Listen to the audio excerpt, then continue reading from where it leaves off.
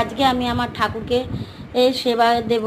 এতদিন আমি সেবা দিতে পারিনি, সেই 28 তারিখে দিয়েছি, আজকে 8 তারিখ, 10 দিন বাদে আজকে আমার ঠাকুরকে আমি পুজো করব। তো দেখো সমস্ত কিছু ধুয়ে টুয়ে নিয়ে এসেছি, জামা কাপড় কেচে ফুল টুল সব নিয়ে এসেছি।